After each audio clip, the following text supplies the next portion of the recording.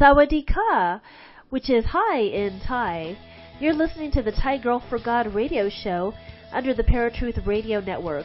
What I do is interview interesting guests who talk about their expertise and experience from a Christian perspective.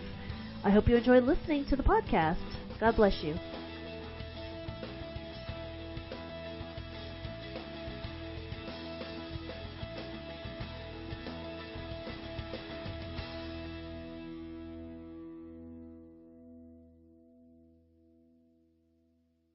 You're listening to the Thai Girl for God radio show under the Paratruth Radio Network. I have a wonderful guest tonight named Melissa Holland, and she founded Awaken, which is an anti-sex trafficking organization to help women in the Reno, Nevada and surrounding areas. She founded it in 2011. So welcome so much, Melissa. I appreciate that you're on my show. Yeah, thank you. It's a pleasure to be here and to be asked to be a part of this. I appreciate it. It's a pleasure to have you on board. Well, Melissa, if you could tell me about what sparked your vision of starting an anti-sex trafficking organization in Reno, Nevada, and how it all got started. Sure. So I actually was a missionary in China for 4 years and then moved back to the States to pursue grad school. And at the time, I actually had I had done missionaries work, but I was teaching English as a second language and really felt like I wanted some kind of niche and specific focus to do. And so I'd always planned on going back overseas. In fact, my undergraduate work I have a degree in world missions. So that was my focus. But I felt like I needed the thing to have when I went back overseas. And so I came to University of Nevada, Reno, and was in the master's program there to get my degree in marriage family therapy. And while I was in that program, just something, in 2009, really the Lord just kind of planted something on my radar around this issue of sex trafficking. And, there's no climactic story of the event or the personal history or the friend or the family member. It really was a subtle just seed planting by the Lord that I just paid attention to. And so I asked some friends, I was in a community group at the time, I said, hey, this just feels significant. Would you mind just praying with me to see what God's going to do with this? And so they began to pray on that as well. And I thought, so maybe this will be the thing. When I go back over, I was planning to go back to Southeast Asia, and then started to wonder about India once I started to learn more about this stuff. And so I thought this will maybe be what I'm going to do. So let me just pay attention to it. So I started to just learn as much as I could about this issue and read the research out there and studied things and looked at like debates, because the more I learned, the more I also then became aware of the unique status of Nevada in our country. And our status is we've legalized prostitution. And so, you go from this broad global perspective and education to what's happening here. And in that process, I started to see, I wanted to learn both sides. And I know from the Christian perspective that it's a moral issue. And it's usually just summed up to, sex outside of marriage and some basic common arguments, but I wanted to think through them and I wanted to find out what is it about this more so than just a moral argument, as to what would make sense to the world as to why this is a good or bad thing. So I would listen to debates, the pro legalized prostitution and the against, and it really didn't come in with a personal agenda or attachment to the outcome of how this lands, but I learned that, in our country, the average age of entry into prostitution is 13. And then I learned that to get in this, 80 to 90% of the girls in it started with abuse and neglect when they're kids. And so of the adults that are in it, we like to toss around the word choice, and we like to just assume, well, why don't they just do something else if they want out? Well, when you have the entry age at such a young age, and then you have this experience of abuse and neglect that you're growing up in, the majority of them, there's really not choice. There's really not even if there's a tangible choice opportunities occasionally that came in them, they were never built up to believe in another option.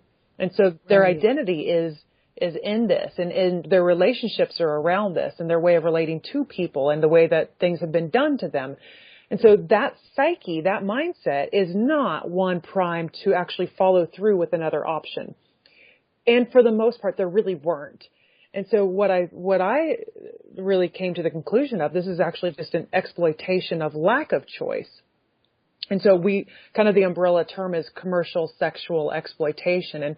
And in that kind of umbrella term encompasses anybody and everybody that fits the criteria for who Awaken works with. And that's whether you're in the sex industry of strip clubs, dancing or legal brothels, all the way to survival sex, online ads, escorts, streets, that kind of stuff. So anybody in that umbrella fits. And so in that process, like I said, I was just kind of learning these things, and I was like, so Nevada really just legalized a way to continue the exploitation. That's actually what we did. We created a system to continue the exploitation legally now. Because the majority of the girls, and this is true even in hindsight, now that I'm in this for a few years, the majority of the girls we've worked with that have come out of the brothel, they didn't start in the brothel. That wasn't their first exposure to this. They started illegally with things being done to them as kids or being exploited through traffickers in other ways. And it became very clear to me that this is not a good system to have in our state. This is not okay that we have legalized the violence against women, essentially, or the oppression even, and the exploitation of women. Right. But that was the conclusion I had reached, and God's kind of wired me to be a person of action when I sense injustice, and so I didn't know what to do. I'd never met anybody in the life. I had never had an interaction, and so it's like, so what do you do when you don't know anything, but you got to do something? So in our community, there's what we call the track, and that's 4th Street. And so I approached my pastors and said, hey, I think I'm supposed to move to 4th Street because I want to be a part of the solution, but I don't have a clue what to do. So would you bless that? And these guys were like, yeah, which is hilarious that they did. But interestingly enough, that was also the same meeting that they said, by the way, somebody approached us and there might be somebody already kind of working in this field. So why don't you check it out first? And so I looked this lady up, and at the time she was here, and she had already kind of opened some of those doors.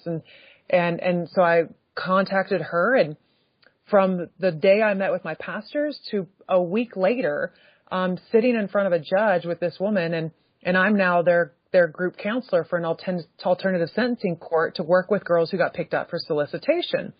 So it was an immediate open door into work with this. So in that process, I got to meet some incredible young women that taught me a lot about what their needs are and how far behind we actually are on addressing those needs. So that was kind of the first entry into anything that had to do with this. And my educational process to an experiential, to a heart, to a passion, to a response. And in that, it just was like God started to open up door after door after door. And, so yeah, the woman that I originally was working with, she's no longer doing this. And we wanted to continue that effort. And so Jen Robinson and myself, and she helped co-found Awaken. And so, I was doing their therapy and Jen was doing the relational piece. And, we realized this was too big to just be at that. And so God has kind of really started to show us strategy on how this plays out. And one of the things he showed me was in the book of Nehemiah, that if you can do this as a community, and it's not Awaken's the only solution and Awaken's the only answer, but if you can do this as a community, what would it look like? So we began to pray, okay, God, show us those people. Because in the rebuilding of the wall around Jerusalem in the book of Nehemiah, it's got all these different people groups and tribes and families doing their part. But there was no one person's doing the whole thing. It was everybody kind of had their part and their mission to the rebuilding of the whole wall.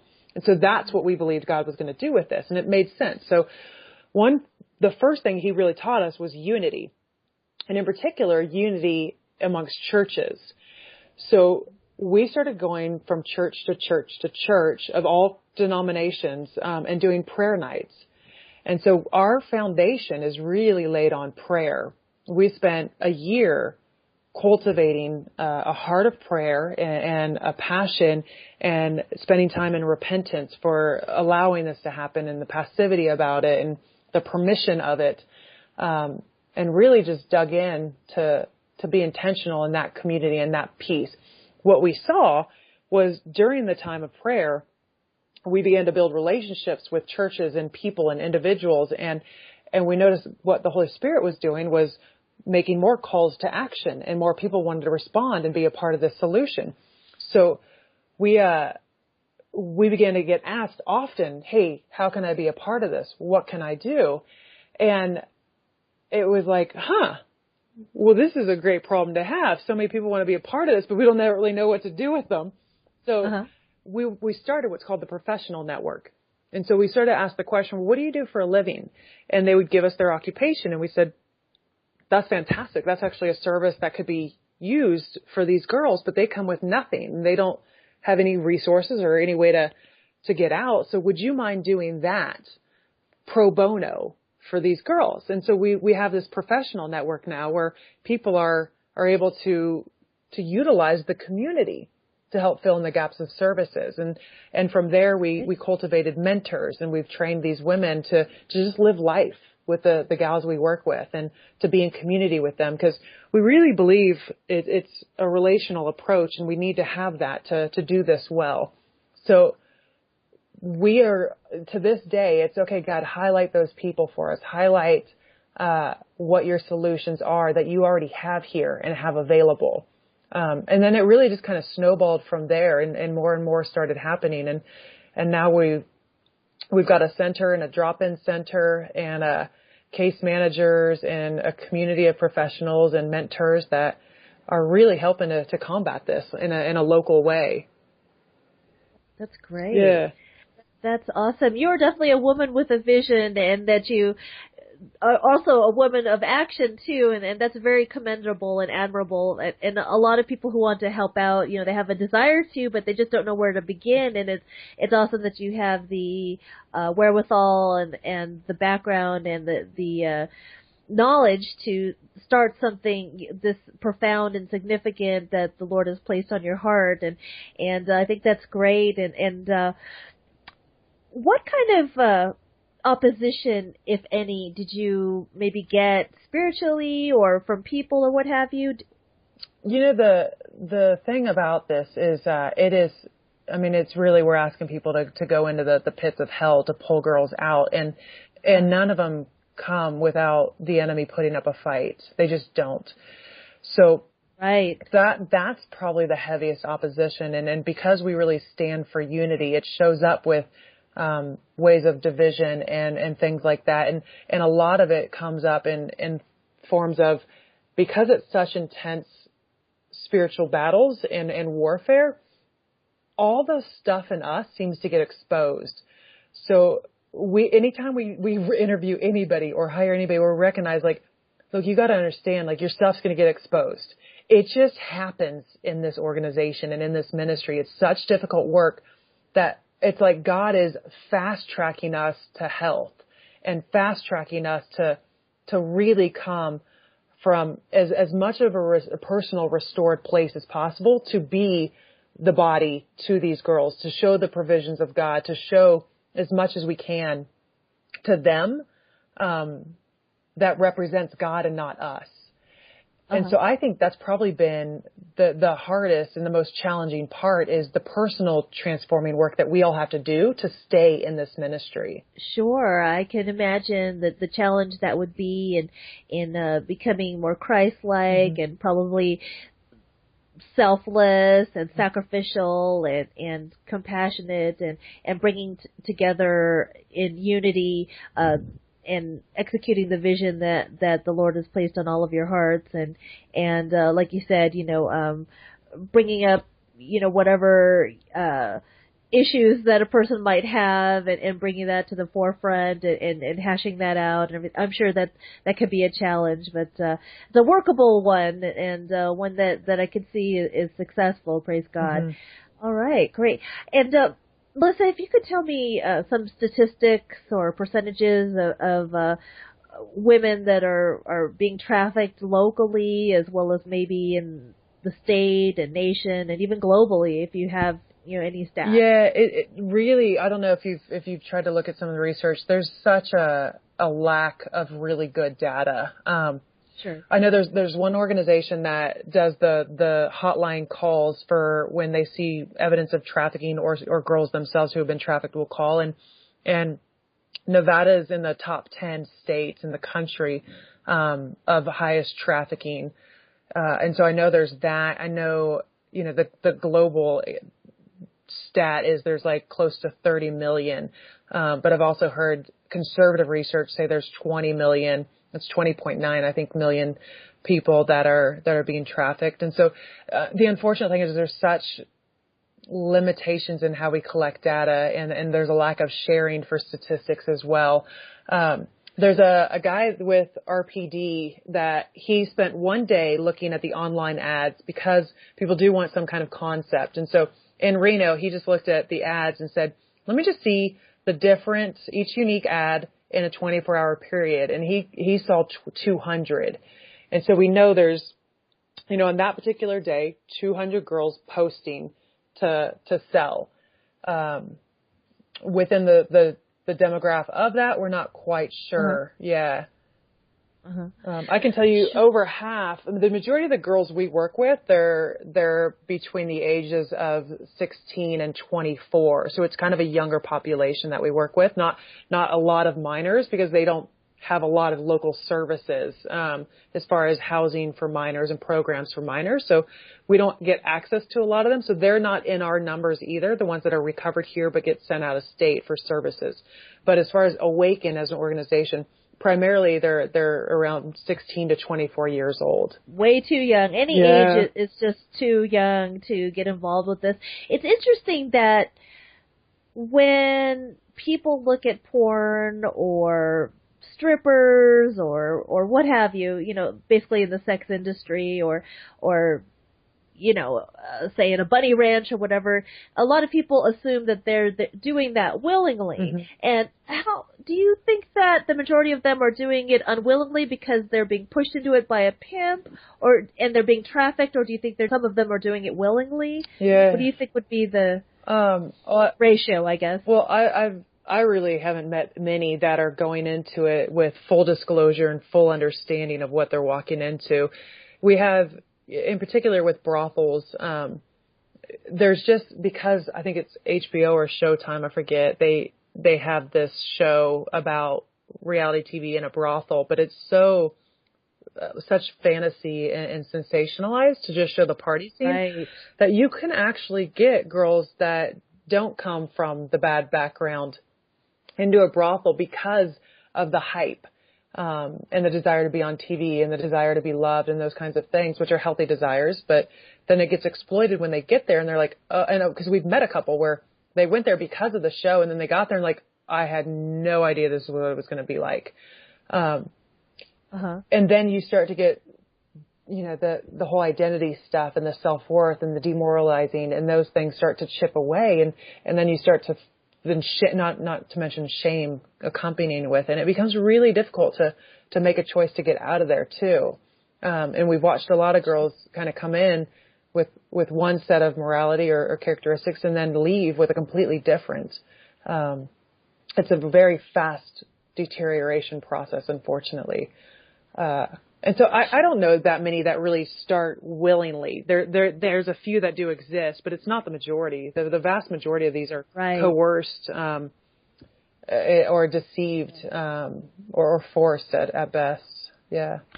Absolutely. I agree. A vast majority are doing it through force, fraud, or coercion of some sort. Yeah. And I liked what you said during the volunteer meet and greet a few weeks ago. I think it was you, where you said that, we're not here to point fingers at men and say you're the problem.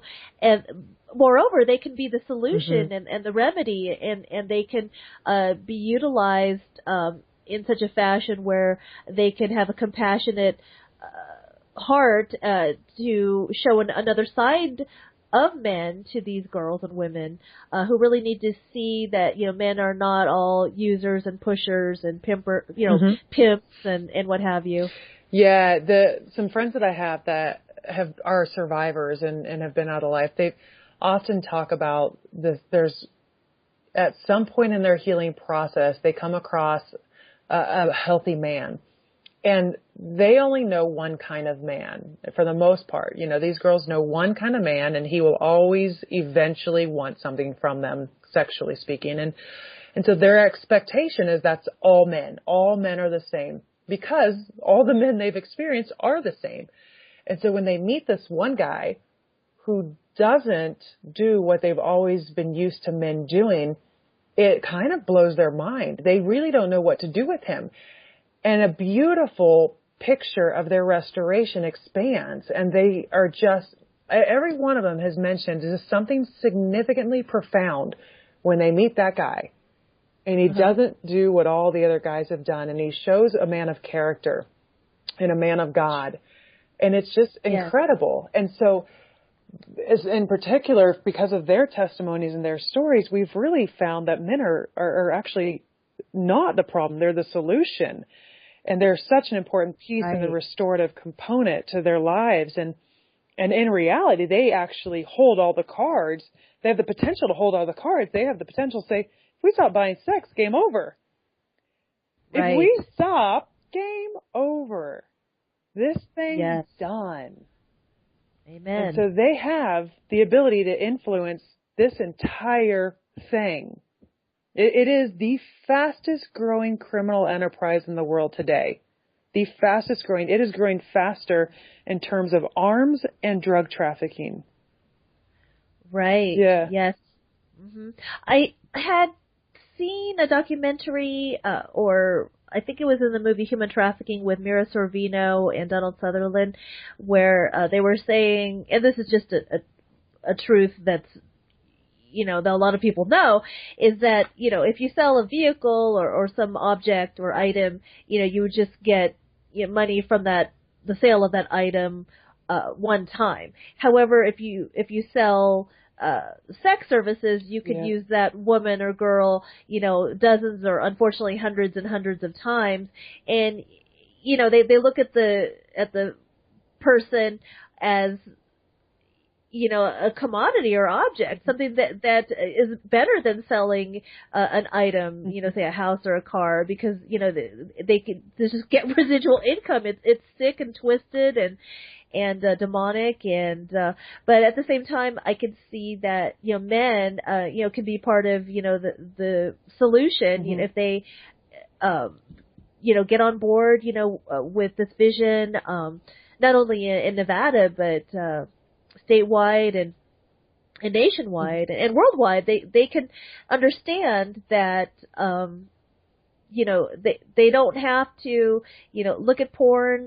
They don't have to, go to strip clubs and what have you, to find sexual fulfillment. They can, well, first of all, they should receive Christ into their heart as their Lord and Savior and realize that those things are sinful. And secondly, that they can and should find fulfillment in their wife or wife-to-be. But they can be definitely part of the solution and not partaking in these things and helping out, donating or giving their time or they're volunteering their time and their resources, to not only Awaken, but whatever anti-human trafficking or anti-sex trafficking organization is local. Yeah. So, Melissa, what would you say to a girl, say, for example, that says, I'm not sure if I'm, trafficked, but, my boyfriend is blackmailing me with the pictures that he took of me nude, and he says that if I don't sleep with his friends, for money, that, that he'll release these pictures, to, my friends and family. What would you say to a person like that? I mean, even though it's not, your typical, pimp scenario, let's say if a girl, walked up to you or you happen to hear of a girl in this scenario, what would you say to somebody like that? Yeah, for us, the criteria of being trafficked doesn't have to happen. It doesn't have to present itself. And it's very rare that a girl would actually identify as being trafficked. It's not a common thing because of the love relationship they have with their trafficker. So it isn't criteria. There just has to be an exchange of sex for money to fit. And we're happy to, like, if it's a person who actually hasn't had sex for money, they don't fit the mission of what we do. If it's a person they're just being blackmailed with, I forget, they call it revenge porn, with, hey, I've got a photo that you took of yourself for the intention of your spouse, your partner, and now they're using that to distribute. That's a different thing. But now that he's saying, if you sleep with my friends, that changes it. So it actually doesn't even, sorry, I said earlier, sex for money. It doesn't even have to be money.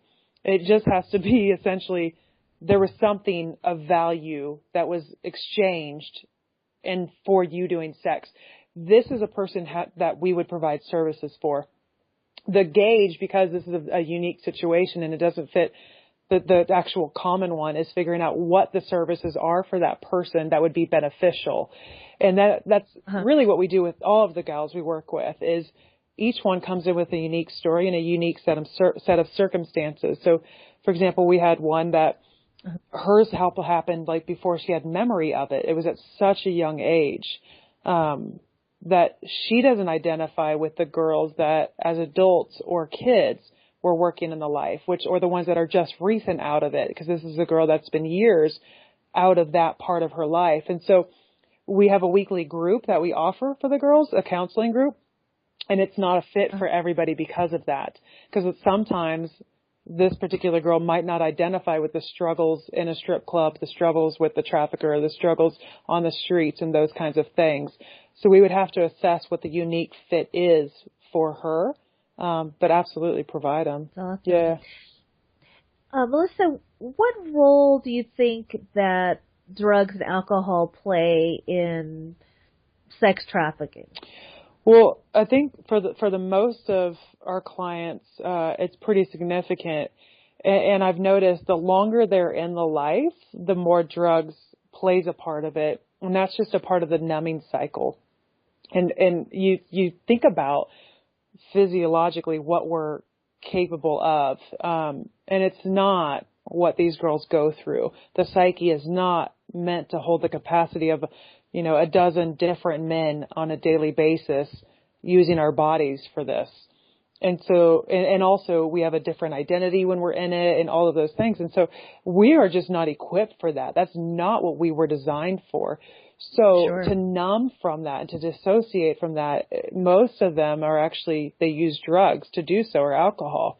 The other component that I've seen drugs and alcohol play a part in is if they start off as an addict, and then to fund their drugs, they'll sell their bodies for sex, for drugs.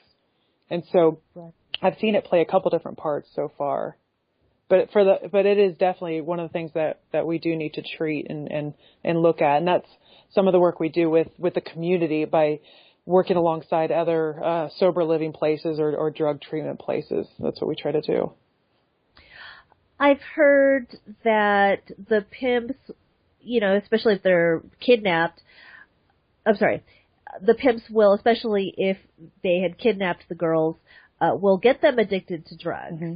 And they say to them, look, you won't suffer withdrawal symptoms as long as you turn tricks to, X amount of, men per night or what have you.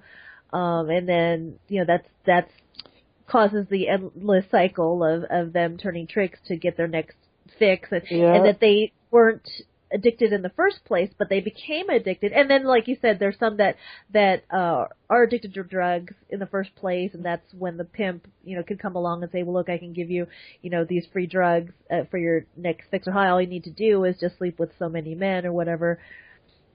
Wow. Yeah, that is a real component to it as well. Yeah. I've met one gal who was duct taped for 3 days and injected with drugs, and she actually ended up escaping.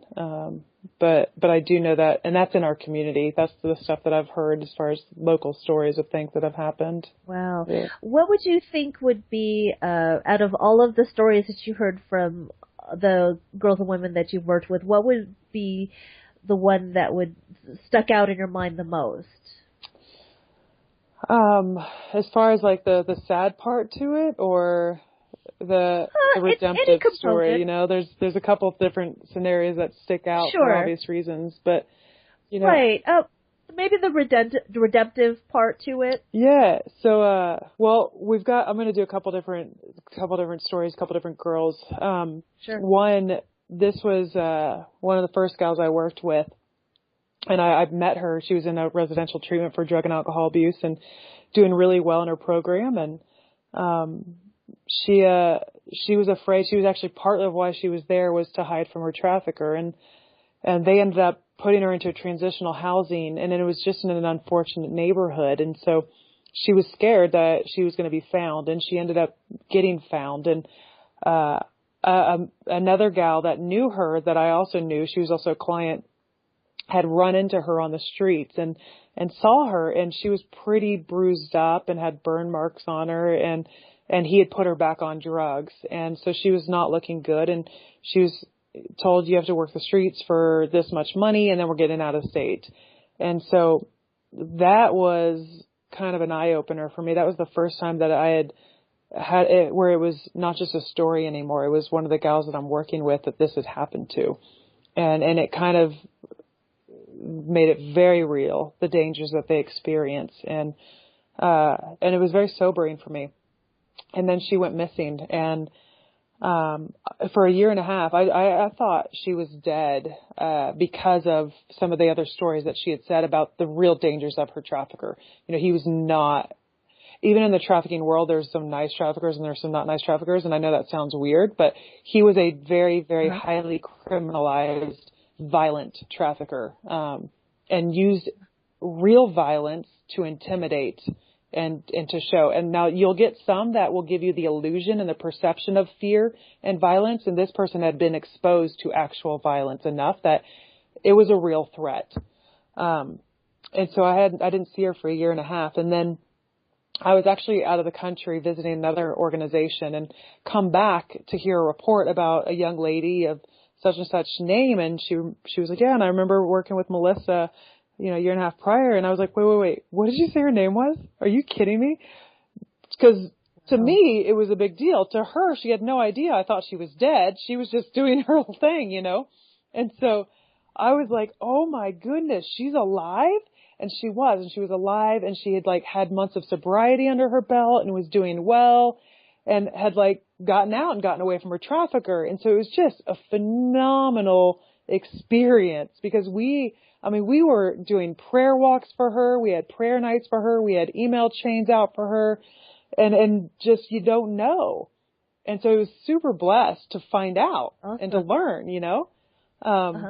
And then there's another young lady. This was actually a cool year, because we started to work with more girls and had more capacity to do more. And so we had, just even this year alone, we've got 2 gals that finished their GEDs. We've got another gal that's in there now, and multiple goals are getting jobs and reentering back into society. We had one young lady, she spent a summer semester over in China. Like, really, really cool stuff starting to happen. One young lady got married, had a baby in her marriage. Like, yeah, just neat stuff. Another one's engaged right now. So really, really cool season with some of it this year. Yeah. That's great. Well, I'm glad to hear the stories of redemption and how the Lord is using you all to heal them inside and out, and to get them on the right track, and getting jobs, and having a functional, fruitful relationship that may or may not lead to marriage, and just raising their self-worth and realizing that they are of value, and they can be a princess of the Most High King, and that's something that's the complete and total opposite. When they're in the industry, they feel like trash and that they're worthless and they're treated and talked to as such, and that's awesome. I love to hear redemptive stories and what have you, and I'm sure on the other hand, there are probably a lot of true accounts of girls and women that you've talked to and have helped initially through Awaken, and sometimes they turn back. Mm-hmm.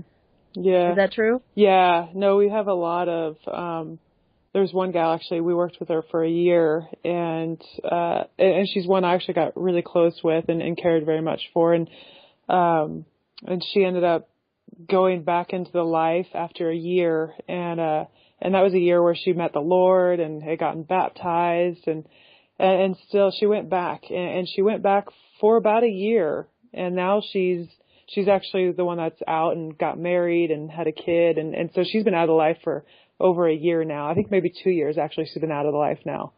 And so that was a really cool one. But we do see quite a lot of the processes in and out in the beginning in particular. And for us, we don't have criteria on you have to be out of the life for us to work with you.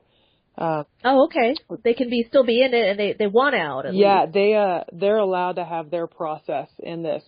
We really just want to show that there's community here for them and a tangible choice. And so what would they like to do when choice is actually presented to them? Are they capable of making that decision? And even still, we don't want to leave relationship with them. We still want to stay connected. Awesome. Well, Melissa, we're just going to take a quick break. Okay. And I'm speaking to Melissa Holland with Awaken in Reno, Nevada, which is an anti-sex trafficking organization. And we will see you, or actually talk to you in a few minutes.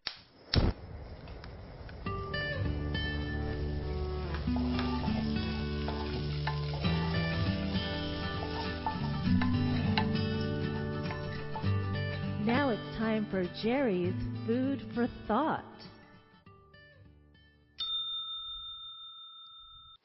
What about the girls who choose prostitution? Are they victims of trafficking too? Under the Trafficking Victims Protection Act, sex trafficking requires force, fraud, or coercion unless the victim is a minor. Any minor used in a commercial sex act, i.e. the exchange of any item of value for a sex act, is a victim of trafficking, regardless of their willingness or desire to engage in the sex act. Some people might ask, why don't victims escape when they have the opportunity? Traffickers and pimps use physical, emotional, and psychological abuse to coerce young women and girls into a life of sex trafficking. Traffickers are master manipulators and employ tactics to create trauma bonds with victims. Traffickers often use the threat of violence against victims or victims' loved ones to secure their submission. This is taken from sharedhope.org. This was Jerry's Food for Thought. I'm talking with Melissa Holland with Awaken in Reno, Nevada, which is an anti-sex trafficking organization.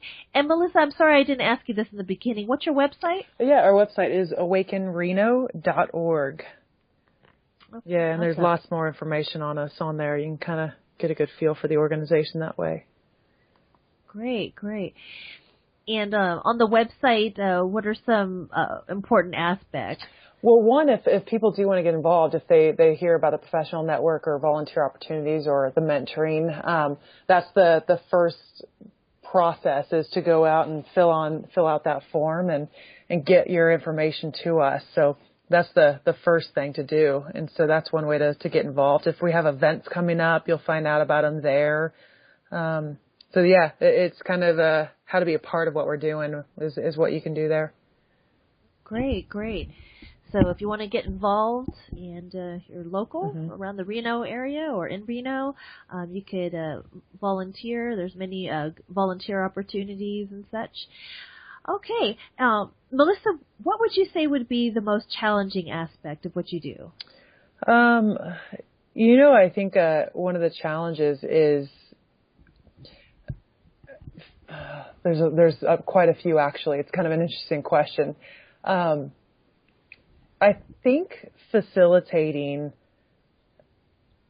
the gals that we work with, working with them in a way where God shows us their potential and the ability and who he sees them to be, and he shows us who he's made them to be. And I think just watching their process into it and seeing the struggles they have. And part of it is where you just learn, like when you learn to love someone and you learn to not try to rescue them out of every situation and every struggle, and watching them struggle still, but recognizing God's actually made them very courageous and very strong, and allowing us to be uncomfortable, but to not rescue out of our own discomfort, to not come to the aid out of our own discomforts if it creates a dependent relationship. And so learning, like, God actually sees, for the most part, I think God just sees way more potential of them than we often do, because he knows what they're capable of surviving and what they're capable of enduring. And I think a lot of times it's just really our own discomfort to want us to pull them out of certain situations, when in reality we all have our own process, and to really respect their process requires us to also respect their discomfort. So yeah, it's hard to want so much for someone and to see so many possibilities for one person, but to still respect their choices and their level of desire to want it too. Sure. It almost sounds like you're kind of maybe allowing them to learn on their own, and it's difficult to maybe watch them make a bad decision or make a poor choice, but you know that that's part of the growing process? Yeah, sure is. Okay. All right, and Melissa, what would you say would be the most rewarding aspect of this? When you get to witness the steps of freedom and change that they have, it's just phenomenal. It's absolutely phenomenal watching girls get into more freedom and more freedom and more freedom and really get out of this thing and become who they always believed they were meant to be. Just nothing beats that. That's great. That's awesome. And Melissa, what scripture stands out to you regarding what you're doing with Awaken? One of the things that the Lord showed us is Isaiah 61, and it's interesting because a lot of us we really attach to the beginning of this, where he talks about the Spirit of the Sovereign Lord is upon me, because the Lord has appointed me to proclaim good news to the poor. He is, and this is the part we tend to identify with, and really a call to action and a call to justice. And he goes on and says, he has sent me to bind up the brokenhearted, to proclaim freedom for the captives and release from darkness for the prisoners, to proclaim the year of the Lord's favor and the day of vengeance of our God, to comfort all who mourn and provide for those who grieve in Zion, to bestow on them, and then the divine exchange, to bestow on them a crown of beauty instead of ashes, the oil of joy instead of mourning, and a garment of praise instead of a spirit of despair. They will be called oaks of righteousness, a planting of the Lord for the day of his splendor. And we tend to stop there when we read Isaiah 61, because we kind of look at the pep talk for us to be a call to action. But I actually really love this next part, because this is what he's shown me is about them. And it's because he's willing to do this, because what is a person like when they've been set free from captivity? What is a person like who's been released from prison into beauty, into joy, into praise, into righteousness and splendor? That's a really beautiful redemptive picture. And what is it that he knows happens when that person gets the divine exchange? Well, this is actually where we then can see these are the people that are agents of hope for us. And that's where this begins to expand. And it says, they will rebuild the ancient ruins and restore the places long devastated. They will renew the ruined cities that have been devastated for generations. Strangers will shepherd your flocks. Foreigners will work your fields and vineyards, and you will be called priests of the Lord. Which is beautiful. You will be named ministers of God. You will feed on the wealth of nations, and in their riches you will boast. Instead of your shame, you will receive a double portion. And instead of disgrace, you will rejoice in your inheritance. And so you will inherit a double portion in your land, and everlasting joy will be yours. For I, the Lord, love justice. And he does go on from there. But this is the piece where I'm like, oh, this is the potential. This is the real identity that is in Christ that he sees for those who once had, the despair and the mourning and the ashes, the mourning, those ones. This is the upgrade, and this is what holds for their future. And really, that's more than what we come in with, And so for us, it's just so important to see with each gal that walks in, they have the potential for this.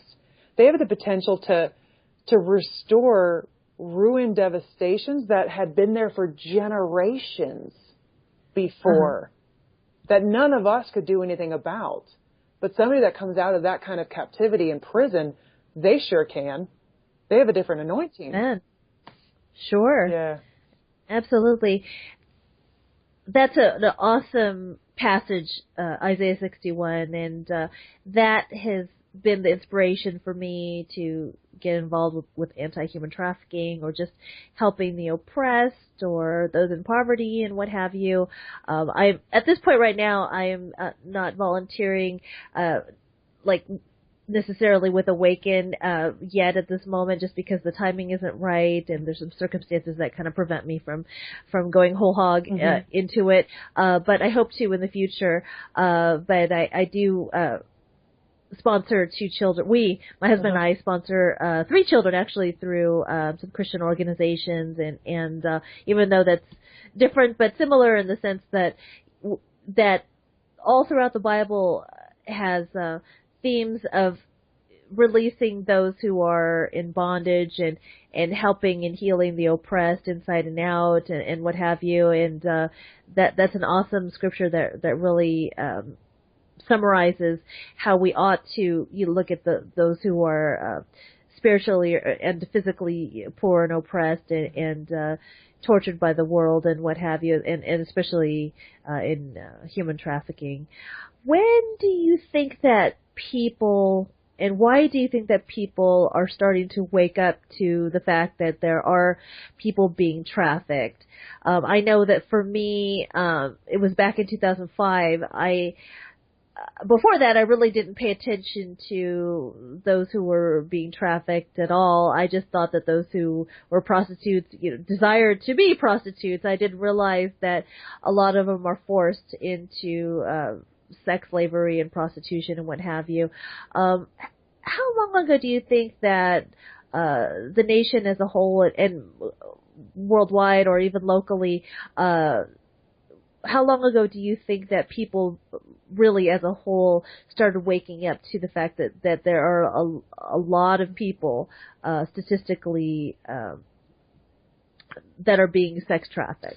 I think there's actually a lot of people still in process of that. I still go to events and groups where I hear, I talked to somebody about you and they had no idea this was taking place here. So that's still a common narrative that I hear today. But as a whole, there was a momentum shift around 2012 that we started to see between 2012 and 2013 locally. And really globally as well. We started to see a lot of organizations popping up, a lot of other churches and Congress and different people groups started to put this on the front lines as kind of, the hot topic is what they considered it. And so it's, super interesting because you've got this this one line that people say, sex trafficking, or they say prostitution is never going to go away. It's the oldest living profession, which I disagree with that statement in general. But the fact that we can so quickly accept it lets us know it really has been around for a long time. So to me, it's not oh my gosh, why are we just now figuring this out? It's not coming from kind of a condemning place. It's more an interest of, what's God up to? Because I'm sure there's loads of things we're totally unaware of. Because we had to have been for this long. The fact that it's just in the last at least 15 years, for sure, been on people's radar, right? I mean, globally, I don't think we've seen much prior to that, not as far as a movement goes. And so it's really interesting to me that as far back as this can go, that it's only been in the last decade or so that it's on our radar. So for me, it's like, what is God up to that he chooses these seasons and these times for this? So it's been an interesting thing too, to kind of observe what's happening with the church, during this season. And locally, it's been cool because we see this as a platform, a real platform to have an actual expression of why have faith? What does it mean to believe in God? Well, it means to respond to justice. It means to respond to oppression. And we always felt justice and oppression was so far off in third world countries that we didn't really get it. Hey, I actually can do that here. This makes my faith active. This makes my belief, my walk with God, a real necessity for people here in my community, which makes it even a more powerful experience to have that kind of relationship with God. To know, like, oh my goodness, I really need God to do this, you know? Right. So it's been just a really cool, activating, kind of awakening opportunity for people to have an expression of their faith now. So yeah, it's even kind of got a redemptive quality for the church that we get to really be a part of something that is super meaningful and in a very undramatic, unsensationalized way is actually life or death for people. I mean, it's genuinely life or death for us to show up and be the provisions of God. I trust the Holy Spirit to do the promptings of change. But for us, it's our job to show God's provisions in a tangible way. You know, the person who says, I don't know why, but I just had a hunch I was supposed to give this to you. That's a provision of God that we have to show up to deliver. We have to have the response, you know, or this doesn't work. Absolutely. Absolutely. That's awesome. All right, Melissa, I know that you had told me this before, but I thought maybe we should kind of cover it just a little bit. I know that you specialize in helping females.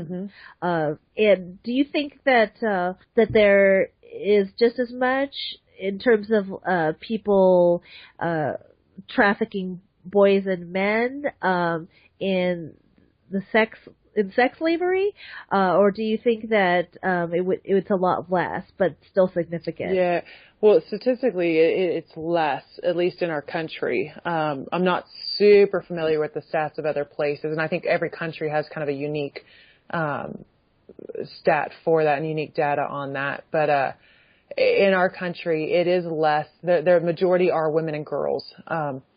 In our community, it's significantly less.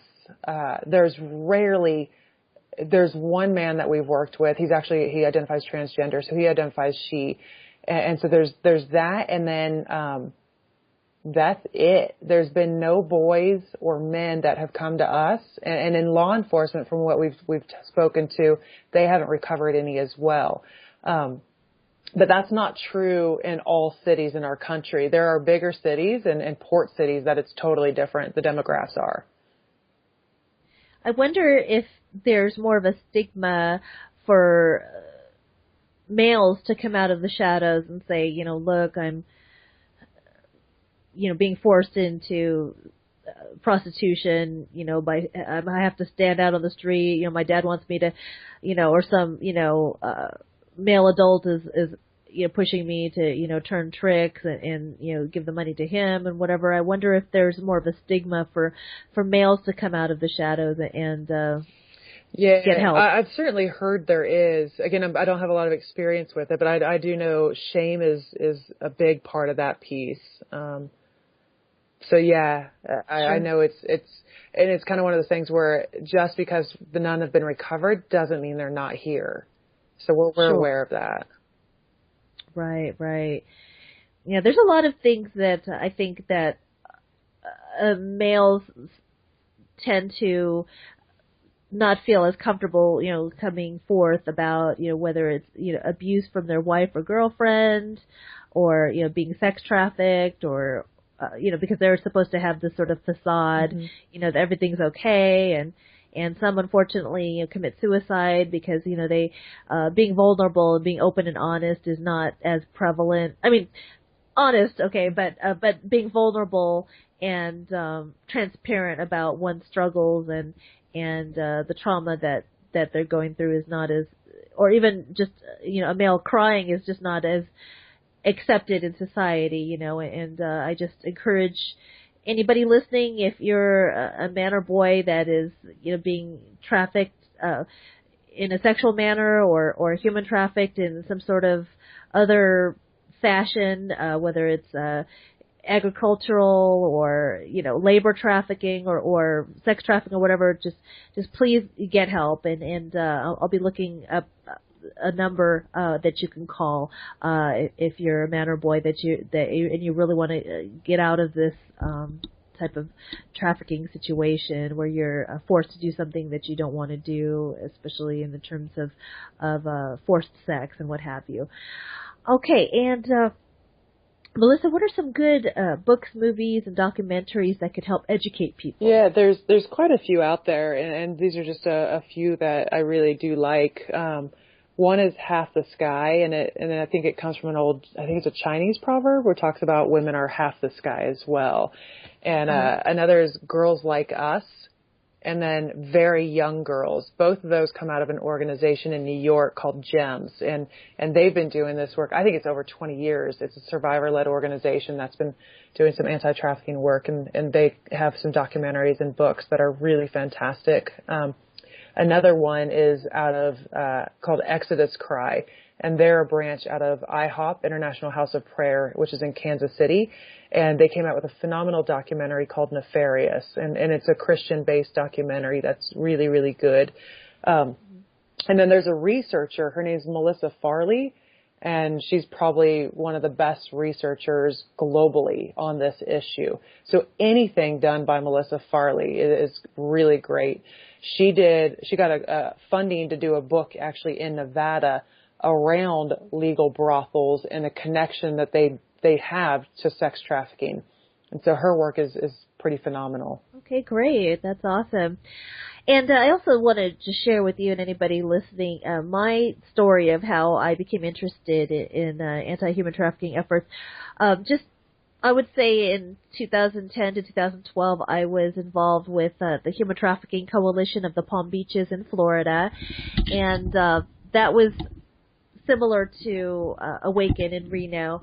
And the reason why I have been involved in terms of volunteering in the past and donating time and or finances and what have you to anti-human trafficking efforts was I became awakened to human trafficking in 2005 because in 1 month I had heard it not once, not twice, not 3 times, but 4 times in November 2005, whereas I never thought that those being trafficked were in fact trafficked. In other words, I thought that those who were prostitutes were doing so out of their own volition and will. So in that month, we were watching our cable TV, and the movie Human Trafficking, that's fictional but yet based on true accounts that were illustrated in the various stories of the girls and women and such, with Mero Sorvino and Donald Sutherland was on. And before that, I did not, again, pay attention to it at all. And it was a 3-part series, I believe, and I was glued. And I normally am not glued to, 3 or 4-part series or movies or what have you. But I had to record it, and we watched it, and it was so jolting and jarring and disturbing, but yet redemptive at the same time. It's an action movie, you saw the bad guy, I don't want to spoil it for you, but, the bad guys, get their comeuppance, and, the people that where the kingpins, they get what they deserve at the end, but sometimes not always. But anyway, so that was on TV, and then a few days at church, Natalie Grant, the Christian musician, the singer, she talked about her anti-human trafficking program in India, and I forget the name of it, but she was talking about her when she observed the people in India, the kids in India, being sold like monkeys, like pets in cages. So she saw mainly girls in cages being sold like animals, and she just thought that was horrendous, like anyone would. And she, like you, had put feet to what was on her heart, and so she has an organization there. And then thirdly, there was a pastor from Southeastern University, I forget his name, but I think he's the dean. He came to our church, Capital Christian Center in Sacramento. So he came all the way from Florida to Capital Christian in Sacramento to talk about his organization that he founded in Thailand. And he had a story about when he was in Thailand, and he heard a knock at the door. I guess he was guest speaking, or maybe he was helping build a church and what have you. I forget. But anyway, he was in Thailand, and he got a knock at the door. He opened the door, and there was a man who had a little 12-year-old girl in front of him, in his grip, and she had, fear in her eyes, while he was saying, "Oh, you can buy her a good deal, is she virgin, and he was just horrified, as anybody would, and he said, "Well, this is awful, I'm going to call the police," and the man pushed him back into his hotel and said, "You go ahead, the police are my relative," and so he sprang back up. He ran down the hall to try to rescue this poor young girl, and he was gone. And so that jolted him so much that he started an anti-sex trafficking for the girls in Thailand, and I forget which city it was. And then fourthly, there was some other scenario, maybe something on TV or at our church, I forget. But 4 times in 1 month, I thought, okay, Lord, you are definitely trying to get my attention, and I don't know how I'm going to get involved, but I know why. And it relates back to Isaiah 61, and the theme throughout the Bible is helping those who are oppressed and who need help, and to do it out of a heart of love for God and love for people. So I had, like I said, volunteered and donated and things like that, and so this is the perfect opportunity, to get involved locally is with Awaken, or if you're listening around the world, and I do have listeners around the globe here and there, and especially nationwide, and I would definitely do a Google search, type in sex trafficking organization or human trafficking organization and your city, and something should pop up. Hopefully it's something that's local, and if it's not local, then there's probably ways to get involved. But anyway, so that was my little story about how I became involved and how and when I wanted to help and such. So anyway, okay, Melissa, what would you say would be the demographic, to the age ranges and the ethnicities of the girls and women that you help? Yeah, most of it, we, 18, well, the vast majority is 18 to 24. We get a few 16 to 24. And then it's a mix as far as, race. We've got, there's Caucasian, there's, Indian, there's African American, Hispanic, but quite a few, I'd say predominantly is African American and Caucasian is what we're working with. Mm-hmm. Yeah. Wow. And so, of course, any race, any ethnicity, could be a victim of trafficking, whether it's Caucasian or Latino or Indian or Hispanic or Asian and what have you. And So, and you say that they are usually 16 to 24. Yeah, 16 to 24. Really, predominantly 18 to 24 is what we're seeing. I see. Yeah. What do you think the pimps do with the women that are, quote, getting too old, past their sell date or what have you?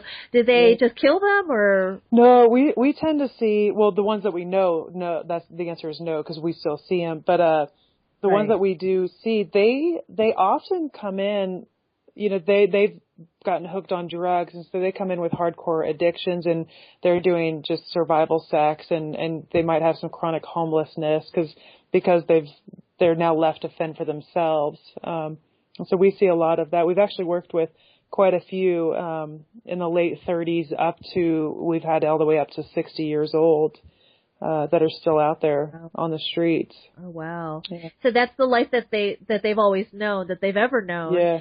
And so plus they don't have any, or they don't think they have any skills besides turning tricks. So that's what they do to get quick money for their next fix or what have you, if they're addicted to drugs. Yeah. Wow, amazing. All right. Have you encountered any girls or women trafficked from other countries? It is very rare, but we've had 2 in all that we've worked with, and that's it.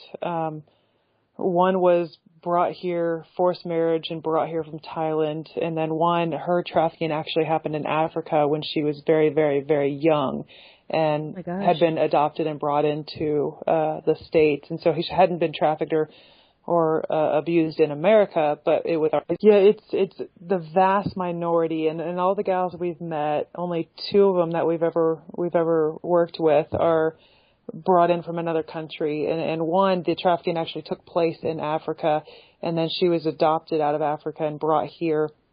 And so we met with her and worked with her much later on in her life. And the other was in a forced marriage in Thailand and brought here.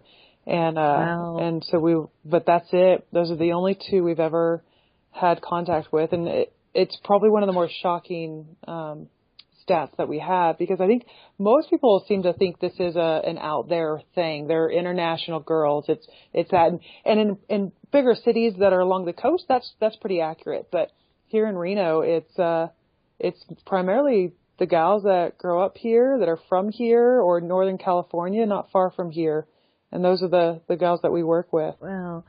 Well, I definitely think that one should. I forget what the adage is. Think locally, think globally, globally, act locally. Act locally, right, exactly. And if there isn't an anti-human trafficking organization in your city or the next major city, I would even consider starting one. What do you think? Absolutely. That's how it won't happen without people just starting them. Absolutely, right. How does one start an organization, for example? What would be the first thing a person should do? Well, for us, it was prayer and really saying, so God, what is it you want to do with this community? And out of that, he brings strategy and the people and the connections and the resources. But it was always out of prayer for us. That's awesome. Yeah. Yes, prayer is the nucleus of growth right there. Yeah. Without prayer, without God's blessing, people have started organizations that are anti-human trafficking that aren't necessarily Christian oriented and what have you, and God will still bless anything that, to a degree, that is beneficial for people and humanity, but without God's blessing from the very beginning, I think that there could be a lot of problems. A lot more problems and a lot more issues if God isn't involved, from the very beginning, I think. Yeah, definitely. All righty. Okay, and I'm sorry, tell your website again? Yeah, it's awakenreno.org. Okay, awakenreno.org. Okay, awesome.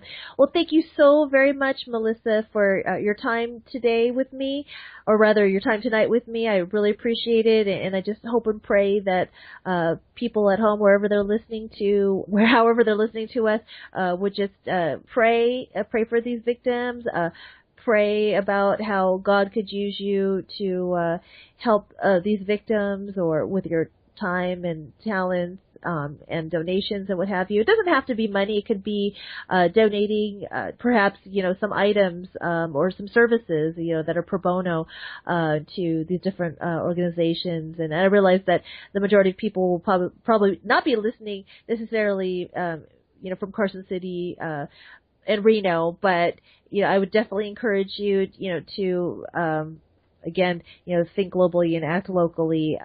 But if you have a heart to help out Awaken in Reno, please go to that website. And even if you're not local, check out the website because they do accept financial contributions, and of course they accept all prayer. Yeah. For sure. And prayer is highly coveted the most. But anyway, thank you so much, Melissa. It's been awesome having you, and I'll be keeping you and Awaken in prayer and the victims as well, and all those precious girls and women. Thank you. Sure. We appreciate that. Well, thank you so much, and you have a great evening. Thanks. You too. Appreciate it. All right, take Bye-bye. care. The number for the National Human Trafficking Hotline is 1-888-373-7888. If you or someone you know is being trafficked, please call 1-888-373-7888. Thank you so much for listening. I know it's been a sobering subject so far, and this is something that we definitely need to discuss because we can't sweep it under the rug any longer. Again, thank you so much for listening to the Thai Girl for God radio show. The next show will be in March. I'm actually taking a break because my husband and I are, believe it or not, moving cross-country from this time the west to the east. It's a long story. One of these days I might tell it. But the next time that I will be on board will be in March. And it's going to be probably March 23rd. Don't hold me to it, but that's most likely the date that I will be returning with the next podcast or show, whatever you want to call it. Anyhow, God bless you. I'll be praying for you. Take care. And, of course, good morning, good afternoon, or good evening, wherever you are listening to me in the world.